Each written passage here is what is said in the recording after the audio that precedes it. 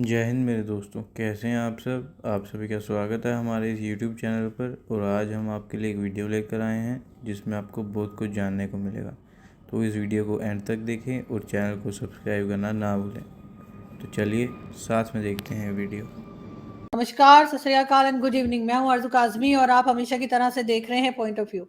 हमें जी ज्वाइन किया साजिद ताड़ साहब ने, बहुत शुक्रिया सर कि आज आप आए। Thank sir. आज दो तीन चीजें आपसे समझना चाहेंगे। एक तो आप जानते हैं कि गवर्नमेंट के जाते ही जो है सुप्रीम कोर्ट का जो फैसला आया और उनका जो फैसला दिया हुआ था, पहले गवर्नमेंट के होते जो एक बिल पास कराया गया था और उसको लेकर जो है जजमेंटल एक्ट जो था, रेवेन्यू और जजमेंटल एक्ट, उसको उन्होंने वापस कर दिया, कालादम का करार दे दिया। उसके ऊपर भी हम बात करेंगे। साथ साथ एक वीडियो बड़ी इंटरेस्टिंग और बहुत खूबसूरत वीडियो एक जो है वो इंडियन जो है, आप जानते हैं बिजनेस कम्युनिटी के, टाटा, उनका रतन टाटा भाई, उनकी चल रही है, जो बहुत बता रहे हैं कि किस तरह से वो अपने कंट्री के अंदर कंट्रीब्यूशन करते हैं हमेशा। और सर, हमारे यहाँ बहुत बिजनेस कम्युनिटी के लोग हैं, लेकिन हम ऐसा कोई काम करते हुए दिखाई नहीं देते जो ये कहा जाए कि मुल्क की बेहतरी के लिए किया जा रहा है। इसके साथ साथ वोट ऑफ नो कॉन्फिडेंस का मोशन जो है वो भी भारत में हुआ, जाहिर है कि आप जैसे कि जानते हैं नरेंद्र मोदी के खिलाफ। लेकिन उसको आप कैसे कंपेयर करेंगे पाकिस्तान से? देखिए आरजू, मैं सबसे पहले तो ये मुझे बड़ी तकलीफ होती है जब मैं कंपैरिजन करना चाहता हूं। कभी कंपैरिजन बनता नहीं है हमारा, लेकिन मैं आज इस चीज पे कंपैरिजन ही करना चाहूंगा। लेकिन शायद उसको पाकिस्तानी को देख रहे हो तो शायद उन्हें पता चले कि हम किस डायरेक्शन पे जा रहे हैं और भारत किस डायरेक्शन पे जा रहा है। मैं ये सिर्फ बताना चाहूंगा। हालांकि अब कंपैरिजन बचा नहीं है, कंपैरिजन बनता नहीं है। इकोनॉमिकल तो नहीं बनता, पॉलिटिकल भी नहीं बनता। अब उसमें मैं नो कॉन्फिडेंस का कहूंगा कि नो कॉन्फिडेंस की मोशन वहां पे मूव हुआ रूलिंग पार्टी बीजेपी के खिलाफ और खासकर मोदी जी के खिलाफ। जो मणिपुर के अंदर जो वहां पे हादसा हुआ उसकी बेस पे था कि वो चाहते थे, और उनका ऑब्जेक्टिव क्या था कि प्राइम मिनिस्टर आके इस पे बोले आके, जिस पे 2 घंटे से ज्यादा मोदी साहब ने जाके स्पीच दी हाउस के अंदर। और ये 26वां वोट ऑफ नो कॉन्फिडेंस है। पाकिस्तान के साथ कंपैरिजन वोट ऑफ कॉन्फिडेंस का तब बनता है कि इसी एक वोट ऑफ कॉन्फिडेंस की वजह से पाकिस्तान जला के रख दिया गया आधा। इसी एक वोट ऑफ नो कॉन्फिडेंस की वजह से कई असेंबलियां टूट गई। इसी वोट ऑफ नो कॉन्फिडेंस की वजह से कोर कमांडर के घर को जला दिया गया, जिन्ना हाउस को। हालांकि वोट ऑफ कॉन्फिडेंस दुनिया में होता है, सुबह होता है, शाम को लोग अपने घरों में चले जाते हैं, सुबह फिर असेंबली शुरू हो जाती है। मेरे अमीरुल मोमिनीन जो है उन्होंने बड़ी दफा, हर दफा ब्रिटिश का वो देते हैं मिसाल, लेकिन ब्रिटिश के अंदर तो दोपहर को वोट ऑफ नो कॉन्फिडेंस होता है, सुबह नया वजीर आजम आके चाय संभाल लेता है। लेकिन हमारे मुल्क के अंदर तबाही, कभी उसके ऊपर साइफर को लटकाया गया, कभी पाकिस्तान को आइसोलेट किया, अमेरिका के खिलाफ जहाद के लिए तकरीरें की गई, अब अमेरिका के पांव पड़ रहे हैं। ये इसी वोट ऑफ नो कॉन्फिडेंस की एक्सरसाइज की वजह से पाकिस्तान जो है कभी बैंक्रप्सी के सर पे जाता है, कभी बैंक्रप्ट होता है, कभी बचाया जाता है। कोई डायरेक्शनलेस एक सिलसिला था। No confidence. मेरे जो अजीज, मेरे हम वतन है, उनको चाहिए कि देखें कि भारत के अंदर भी वोट ऑफ नो कॉन्फिडेंस हुआ, स्पीचेस हुई हैं वहां पे कांग्रेस की तरफ से गांधी साहब ने स्पीच दी है और कई स्पीचेस हुई हैं। उससे पहले, एक दिन पहले, अमित शाह साहब ने 2 घंटे स्पीच दी है उन्होंने भी। तो चाहिए देखें। मैं हमेशा ये कहता रहा हूं, मैं समझता हूं कि वाहिद एक पाकिस्तानी हूं जो अपने पाकिस्तानी बच्चों से रिक्वेस्ट करता हूं कि खुदारा बॉलीवुड की गानों के से हट के वो भी सुनो, मैं नहीं कहता, लेकिन वहां की खबरें भी पढ़ो, ताकि हमें भी पता चले कि हमारे पड़ोस में हम जैसे लोग किस तरह तरक्की की तरफ गामजन है, किस तरीके से वो जमहूरियत को बचा के चल रहे हैं, किस तरीके से वो इंफॉर्मेशन टेक्नोलॉजी को आगे लेके बढ़ रहे हैं, किस तरीके से फॉरेन डिप्लोमेसी, अपनी फॉरेन पॉलिसी, किस तरीके से वो एक इंडस्ट्रियल रेवोल्यूशन की तरफ जा रहे हैं, किस तरीके से मेक इन इंडिया मूवमेंट चला रखी है, किस तरीके से उन्होंने नेशनलिज्म को आगे लेके चल रहे हैं। ये पढ़ना बहुत जरूरी है। हालांकि अब कंपैरिजन मैं नहीं करता, क्योंकि मैं करूं तो मेरे कई अजीज मुझे कहते हैं कि शायद मैं पाकिस्तान बैशिंग कर रहा हूं। यहां फिर एक दफा मैं क्लियर करना चाहूंगा, मैं कभी भी सोच भी नहीं सकता कि पाकिस्तान के खिलाफ मैं नफरत हो। पाकिस्तान मेरी मादरे मिल्लत है, लेकिन जो लोग उसके 76 साल से कपड़े फाड़ रहे हैं, मुझे उनसे नफरत है, इसमें कोई शक नहीं। मैं उनसे मोहब्बत नहीं कर सकता। वो मुसलसल लूट रहे हैं और क्यों नहीं वो सोच रहे इस तरह की सोचें जिस तरह की सोचें भारत में चल रही हैं। अब मैं उस दूसरी एक मिसाल, जो आपने कहा है कि इस वक्त हमारी कल ही अभी असेंबली खत्म हुई है, तो मेरे जो रॉयल एक चीफ जस्टिस साहब हैं, एजी सोनियन है, बाहर के पड़े हैं, उन्होंने एक फैसला जो सेव करके रखा हुआ था 19 जून का, उन्होंने वो ठुस करके नए कानून क्या बनाने हैं, उन्होंने अगले कानून भी खत्म कर दिए। अब मैं फिर यहां पे कंपेयर करूंगा, आज अल जजीरा की खबर है कि अमित शाह साहब ने वहां पे उन्होंने कहा है कि हम ब्रिटिश दौर के जो गुलामी के जो कवानीन थे उनको खत्म करेंगे, खासकर Indian penal code, criminal procedure और इंडियन एविडेंस एक्ट जो है, इसको ब्रिटिश इरा के उसको हम रिफॉर्म करेंगे। ये तीनों बिल पेश हो चुके हैं। वो उनकी सोच क्या है और हमारी सोच क्या है। आपकी असेंबली ने कानून बनाया, अभी असेंबली को चंद घंटे हुए निकले हुए पीछे से वार कर दिया गया है। तो ये मैं अपने जो ब्रिटिश रॉयल जस्टिस जो हैं, हिज हाइनेस, उनसे पूछना चाहूंगा कि आगे जा रहे हैं कि हम पीछे जा रहे हैं। इसको डिफाइन कर दें प्लीज, अगर इजाजत हो आपको। टाइम आपको मिले सियासी सरगर्मियों से तो आप इसको भी बता दें कि हम आगे जाएंगे या पीछे जाएंगे। अब इसका भी कंपैरिजन कर लें कि वो अपने ब्रिटिश दौर के कवानीन से जान छुड़ा रहे हैं और हमारे ब्रिटिश जो फॉरेन क्वालिफाइड जो हमारे ऊपर मुसल्लत हो जाते हैं। जिस तरह मैं हमेशा कहता हूं, दो ग्रुप हैं। हम आजाद 14 अगस्त आने वाला है, मैं बल्कि एक प्रोग्राम करूंगा, प्रूव करूंगा कि आप किस तरीके से हम आज भी गुलाम हैं, हम आजाद नहीं हुए। आपने किस तरीके से पाकिस्तान सिर्फ फाइलों में बनाया है, बाहर के मुल्कों से कर्जा लूटने के लिए, फंडिंग लूट के लंदन दुबई ले जाने के लिए अब टोरंटो डेस्टिनेशन है। सिर्फ वो एक ड्रामा बनाया है आपने। मेरे ख्याल पाकिस्तान का सिर्फ ऑब्जेक्टिव यही था कि दूसरे मुल्कों को लूटना किस तरह है। तो मैं वो उसके 14 अगस्त पे बल्कि मैं अपना रोना रोऊंगा कि हम आजाद क्यों नहीं है आज। लेकिन उसमें मैं ये बताना चाहूंगा कि आज भारत, चैलेंज जिस तरह भी है, उनकी सोचे हैं कि इस ब्रिटिश दौर की निशानियां जो इनको खत्म करें। अब हमारे इस वक्त रूलिंग एलीट, जिनको मेरे अमीरुल मोमिनीन ने खिताब दिया था इलेक्टेबल, वो कौन है? वो हर 6 महीने बाद पार्टी चेंज करते हैं। वो इलेक्टेबल कौन है? ज्यादातर ब्रिटिश लोग, जो ब्रिटिश राज था, उनके एजेंटों के पोते दोते हैं।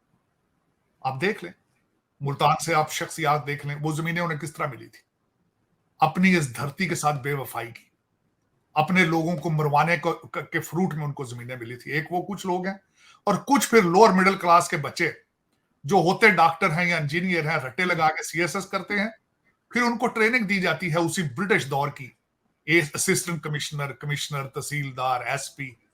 वो उसी दौर के ब्रिटिश लोगों के बनाए हुए घरों में रहते हैं और अपने आप को ब्रिटिश समझना शुरू कर देते हैं। उसकी एक्सट्रीम पर तब पहुंचते हैं जब 18-19 ग्रेड में आके बाहर इंग्लैंड अमेरिका पढ़ते हैं, लोगों के टैक्सों के ऊपर आके पढ़ते हैं, ट्रेनिंग लेते हैं कि इन लोगों को लूटना किस तरह है। और फिर उसके बाद आपको मैंने बताया, यहां पे आके प्रॉपर्टीज के ऊपर निशानियां लगा के जाते हैं, जिस्म ले जाते हैं, दिल और दिमाग यहां छोड़ जाते हैं। मैं आज my hat off to the Amit Shah साहब इन इंडिया कि उन्होंने इस ब्रिटिश सिस्टम के खिलाफ आज अपना आगाज किया, बगावत की उन्होंने। लेकिन मेरे ख्याल में हमारा इस वक्त किसी इंसान का कोई मूड नहीं है कि पाकिस्तान की बुनियाद रखी जाए, पाकिस्तान बनाया जाए, किसी का कोई मूड नहीं। मुझे कोई खबर बिल्कुल नजर, मैं ओरिजिनली मैं आपको बताऊं आरजू, मैं पॉलिटिकल साइंटिस्ट हूं, लॉ का स्टूडेंट हूं। सारा दिन मुझे शौक है इस चीज का कि देखूं कि करंट अफेयर दुनिया में क्या हो रहा है, क्या पक रहा है, नाइजर में क्या हो रहा है। आज मुझे उसका भी, नाइजर की भी एक एक पल की खबर। मुझे इस वक्त पता है दुनिया के अंदर क्या क्या, युगांडा में एलबीजीटी कम्युनिटी के खिलाफ जो कानून बनाया गया, वर्ल्ड बैंक उसको किस तरीके से देख रहा है। ये मेरा एक पैशन है इन चीजों के बारे में। लेकिन मैं तरस गया हूं कि कभी पाकिस्तान से अच्छी खबर आए, या मुझे कोई ऐसा इंसान नजर आए जिसके जहन में एक प्लान हो कि यार मैं अपने मादरे मिल्लत को सर्व करूंगा बगैर किसी लालच के। मुझे एक भी इंडिविजुअल नजर नहीं अभी तक आया। पावर फाइट चल रही है, पावर फाइट। आपके अगले बैलेट पे जब भी इलेक्शन होंगे, 6 महीने, साल बाद, 2 साल, सिर्फ 2 क्वेश्चन होंगे, IMF होगा और उसके CPEC होगा। ये 2 ग्रुपों की लड़ाई है। उसमें पता नहीं अब मेरे हम वतन जो है वो कितने जलील होंगे, कितने कर्जों में जाएंगे, कितनी मारामारी होगी, कितने बम फटेंगे सिर्फ इस झगड़े में कि IMF से को लूटना है या CPEC पे चाइना को लूटना है। सिर्फ एक लड़ाई और कुछ नहीं। मैं प्रूव कर सकता हूं इन डिबेट कि पाकिस्तान में सिर्फ और सिर्फ इस वक्त इसी चीज का चलेगा। एक बाहर के पड़े हुए लोग हैं जो बर्तानिया और अमेरिका को लूटना चाहते हैं IMF के जरिए, उनसे पैसे लेना चाहते हैं, और एक ग्रुप है वो कहते हैं हम नहीं CPAP बना के चाइनीज को लूटेंगे। ये झगड़ा है। अब उसमें अगली जो बात मैं करना चाह रहा था, आपने बात की रतन टाटा जी। देखिए, मैं एक तो आरजू आपको पता है मेरी my research towards India, my passion towards दूसरे मजहबों की तरफ भी, हर चीज, बल्कि मैंने बड़ी डिटेल के साथ पढ़ा हमारे जो टाटा फैमिली को और पारसीज को मैंने पढ़ा है। ये ना सिर्फ टाटा क्योंकि पारसी, ये अपनी आमदन का एक बहुत बड़ा चंक जो है वो फिलैंथ्रोपिस्ट एक्टिविटीज पे डोनेट करते हैं। ये उनका हिस्सा है मजहब का तो हमारा भी हिस्सा है, ज़कात देना हमारा भी हिस्सा है, हमारे मजहब का हिस्सा है। लेकिन हमारे मजहब में तो आपको पता ही है कि कई हमारे मजहब में तो नफरत और मारना भी तो मना है, लेकिन हम उस पर जिहाद कर लेते हैं, कभी कुछ कर लेते हैं। ये दुनिया के अंदर मेरा ख्याल है ये भी एक ह्यूमन इंस्टिंक्ट है कि हम अपने मजहब को अपने फायदे के लिए उसको पॉलिटिसाइज करके कारोबार बना लेते हैं। लेकिन पारसी अभी इस चीज से बचे हुए हैं कि नंबर बहुत थोड़े हैं, बहुत क्लोज निटेड कम्युनिटी है। मेरा ख्याल अभी तक उन्होंने मजहब के अंदर कारोबार को इंट्रोड्यूस नहीं कराया, तो वो अभी तक अच्छे काम कर रहे हैं। अफसोस के साथ, दुख के साथ, हमारे ईदी साहब थे, ईदी साहब फिलैंथ्रोपिस्ट थे लेकिन बिजनेसमैन नहीं थे। वो सबसे बड़े फिलैंथ्रोपिस्ट वो थे, बल्कि मुझे यहां तक याद है, मुझे पिछले दिनों किसी एक दोस्त ने भारत पंजाब में से मुझे एक बिल बोर्ड का फोटो खींच के भेजी जिसमें ईदी साहब की मिसाल दी गई थी। लेकिन दुख के साथ है कि इस वक्त जितने भी अमीर लोग हैं पाकिस्तान के, लूटना उनकी पहली प्रायोरिटी है, फिलैंथ्रोपिस्ट वर्क उनकी प्रायोरिटी नहीं। दूसरा एक सबसे बड़ा जो मुझे दुख है, मेजॉरिटी ऑफ मेरे कंट्रीमैन जो है वो मौत पे यकीन नहीं रखते। बार बार उनको लोगों ने कहा है, कई दफा कहा जाता है, उनको बताया जाए कि कफन की जेबें नहीं है, कफन की जेबें नहीं। लेकिन ये कि उनको लूट मार से इतनी मोहब्बत है, डॉक्टर खाने बंद कर देंगे लेकिन फिर भी लूट मार से बाज नहीं आएंगे। कैंसर होगा, जाके कीमोथेरेपी लंदन से करा के आ जाएंगे, फिर भी लूट मार से बाज नहीं आएंगे। पता नहीं क्या बात है। इस एक पता नहीं हमारे डीएनए में या ब्लड में कोई प्रॉब्लम आ चुका है कि हमें कोई शौक ही नहीं है लेगेसी के बारे में, कि हम अगर मर जाएंगे तो लोग हमें किस तरह याद करेंगे। पता नहीं किस ये पैशन है इनको कौन सिखाएगा। कोई किताबें आते हैं यहाँ पढ़ने के लिए, पता नहीं फिर क्या सीख के जाते हैं। मैंने तो आपको बताया था कि 400 साल पुराने इंस्टीट्यूशंस में से पढ़ के जाते हैं तो मनी लॉन्ड्रिंग ही कर रहे हैं, और क्या करना है, वो कुछ भी नहीं कर रही है। पाकिस्तान के पता नहीं क्यों इनको ये क्यों नहीं सिखाया जाता कि जाके अपने कंट्री को सर्व करो। सर्व करना तो it's not part of it. हमारे पूरे इस सिलसिले में किसी भी हमारी एक्टिविटी के अंदर आपने देखा कोई सर्व कर रहा है? मुझे अभी याद है, मैंने आज ही वो रतन टाटा जी का जो उन्होंने सीनियर सिटीजन के लिए प्रोग्राम इंट्रोड्यूस कराया है, जिसमें बुजुर्गों को ग्रैंड पैल्स कहा जाएगा, और फिर उसमें यंग लोगों को तरबियत दी जाएगी कि वो उनको जाके डॉक्टर्स अपॉइंटमेंट पे लेके जाएं, उनके साथ सोशलाइज करें, और उनका नाम गुड फेलोज रखा जाएगा। मैंने उसको बल्कि मैं उस पूरे प्रोग्राम को जाके ऑनलाइन मैंने स्टडी किया और I got so impressed with it. मैं इंशाल्लाह ताला, this is my promise to you कि मैं इसकी बुनियाद पाकिस्तान में रखूंगा और I will duplicate the same idea from India to Pakistan. क्योंकि इसमें यकीन करें, हम हर एक ने बूढ़ा होना है, और खास विन विन सिचुएशन है दोनों साइडों पे। बच्चों को तरबियत देना और उनको तनख्वाहें दें, इंसेंटिव दें उनको, गरीब बच्चों को, कि आके उनका ख्याल रखें। जब दूसरे बुजुर्गों का ख्याल रखेंगे, अपने बुजुर्गों का भी ख्याल रखेंगे। और दूसरा आरजू, ये सबसे बड़ी बात है जो हमने पाकिस्तान में, या ज्यादातर हम लोग इस चीज पे तवज्जो नहीं देते। जब आप खैरात करते हैं, किसी को हंस के मिलते हैं, you basically serve yourself, you get energy out of it. सबसे बड़ा किसी की हेल्प करना, किसी को फीड करना, सबसे बड़े बेनिफिशियल आप खुद होते हैं, क्योंकि आपका you get satisfaction out of it, and it is very addictive. I have tried it myself. मैं आज आपसे एक छोटी सी बात शेयर करूंगा। मेरा my son जब छोटा था तो मैं उसको बचपन में केले और सेब डाल के लिफाफे में ले जाता था पार्क में, तो जहां सीनियर सिटीजन बुजुर्ग बैठे होते थे, मैं जाके बैग उनके हाथ में, उनको कहूं you can pick anything out of it. सिर्फ उसको ये सिखाता था कि हाउ टू गिव।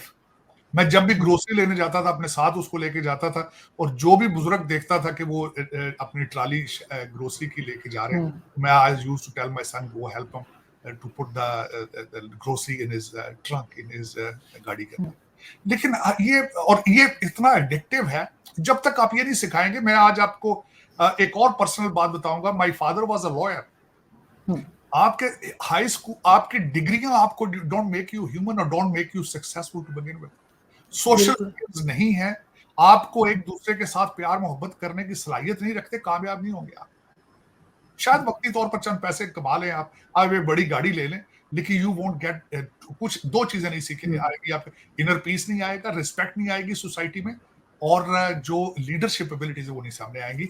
ये तभी होती है जब when you do the philanthropist work. मैं और कहता हूं, अगर आपके पास पैसे नहीं है, मैं ये नहीं कहता कि आप पैसे दे के ही लोगों को खुश करें, आप स्माइल के साथ भी खुश कर सकते हैं। बिल्कुल, किसी का ख्याल करके। आप किसी को नमस्कार कहें, आप किसी को सत श्री अकाल कहें, आप किसी को सलाम कहें, आप झुक के मिलें, अपनी गाड़ी, आप बस में ट्रेन में हो, अपनी सीट दे दें, ये भी एक फिलैंथ्रोपिस्ट वर्क है। ये जरूरी नहीं है कि रकम दे के खुश किया जाए, लेकिन हमारे तो फिर मतलब के बगैर तो शेक हैंड ही नहीं करते।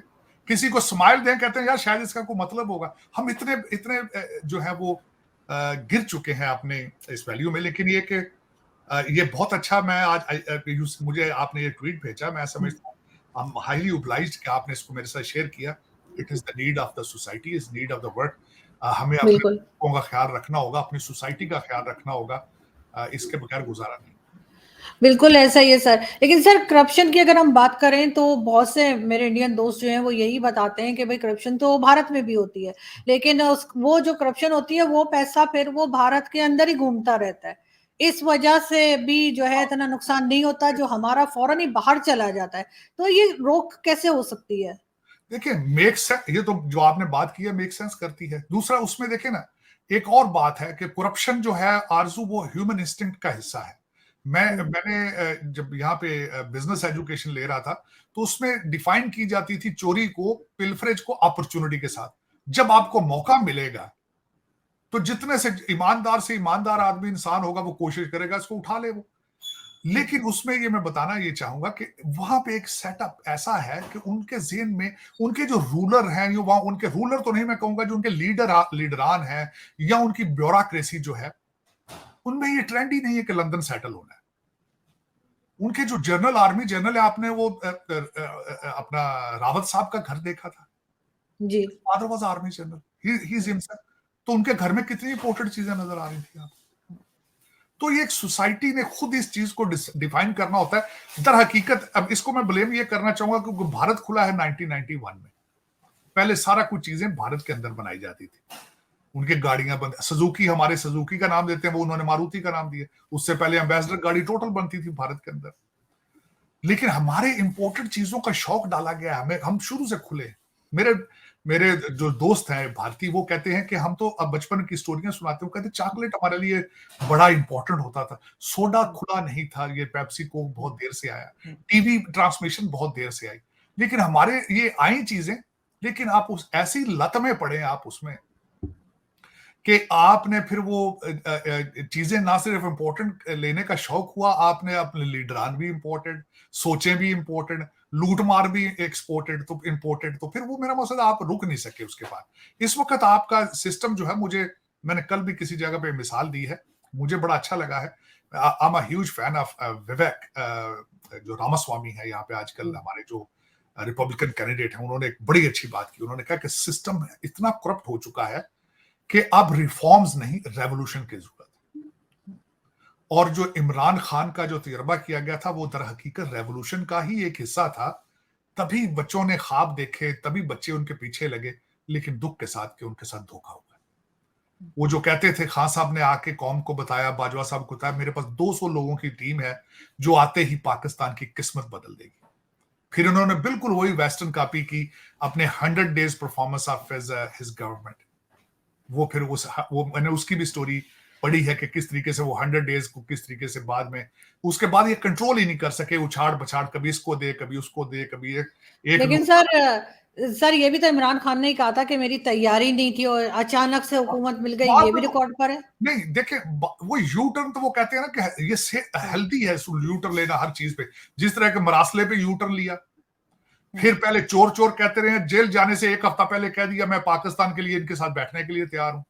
ये तो उनकी आदत है। और आज की तो स्टोरी अब जो दूसरी निकल चुकी है कि वो डायरी मोहतरमा की निकल चुकी है, वो तो खुद सोच ही नहीं रखते अपनी। वो तो खुद, उनको तो दूध पीने की इजाजत भी नहीं है, खुद उन्हें तो चाय पीने की इजाजत भी नहीं है। वो तो मैडम उनको टाइम बताती है कि इतने बजे आपने ये करना है, जलसा इधर से करना है, जजों को किस तरह घेरना है, ये क्या करना है। वो तो सारे भी, मैं समझता हूँ आपकी प्राइम मिनिस्टर तो मैडम थी वो।